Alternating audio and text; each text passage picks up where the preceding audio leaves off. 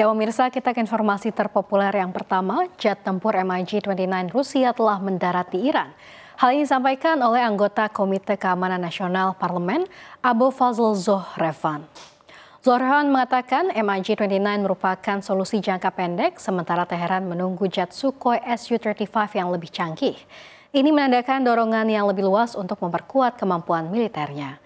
Menyusul bentrokan baru-baru ini dengan Israel, Zohrevan menekankan bahwa jet MiG-29 merupakan bagian dari upaya yang lebih luas untuk memperkuat kemampuan udara Iran secara cepat. Pesawat tersebut berfungsi sebagai langkah sementara hingga Su-35 tiba, meskipun Moskow belum secara resmi mengonfirmasi pengiriman apapun. Kerentanan negara itu terungkap awal tahun ini ketika serangan Israel menghancurkan sistem pertahanan udara S-300 terakhir yang dipasok Rusia, yang diperoleh pada Teheran pada tahun 2016. Ini meninggalkan celah yang signifikan dalam jaringan pertahanannya. Sebagai kompensasinya, Iran telah memperkuat pertahanan udara dalam negerinya dengan mengembangkan rudal darat ke udara jarak jauh Bafar 373. Ada juga sistem rudal Kordat dan Sayad, sistem pertahanan rudal anti balistik jarak jauh Arman, dan rudal darat ke udara jarak jauh S-200 Gareh.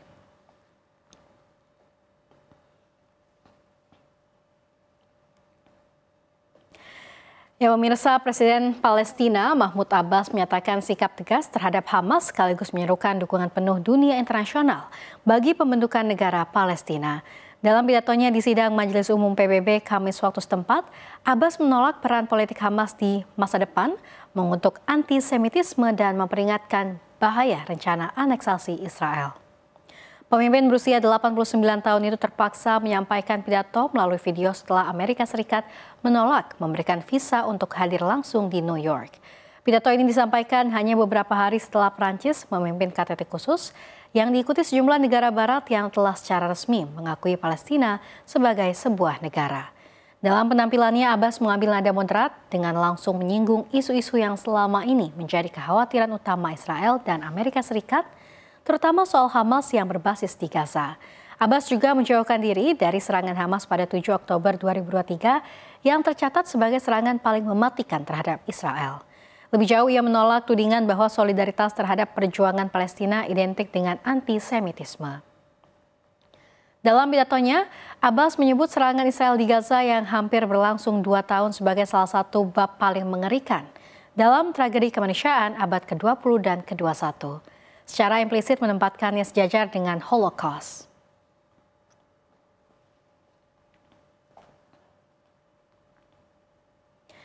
Ya pemirsa, Menteri Amerika Serikat kembali memamerkan kekuatan militernya di kawasan Asia Pasifik. Kapal selam bertenaga nuklir USS Ohio merapat di Teluk Subic, Filipina yang berbatasan langsung dengan Laut Cina Selatan. Langkah ini muncul di tengah meningkatnya ketegangan maritim antara Filipina dan China. Submarine Group 7, Komando Angkatan Laut AS yang membawahi operasi kapal selam di Pasifik Barat, mengonfirmasi kunjungan tersebut. USS Ohio merupakan kapal selam berpeluru kendali kelas Ohio yang mampu meluncurkan hingga 154 rudal jelajah Tomahawk. Kehadirannya terjadi hanya beberapa pekan setelah kapal induk terbaru China, CNS Fujian, melakukan uji coba di lepas pantai Provinsi Hainan. Analis Angkatan Laut asal Australia, Alex Luck menilai keberadaan kapal selam Amerika Serikat tetap menjadi ancaman serius bagi China. Foto yang dirilis Angkatan Laut Amerika Serikat menunjukkan Ohio baru saja menggelar latihan bersama Korps Marinir Amerika Serikat di Laut Filipina. Latihan itu disebut sebagai upaya memberikan opsi fleksibel, berposisi maju, dan respons cepat bagi komandan tempur Amerika Serikat di kawasan.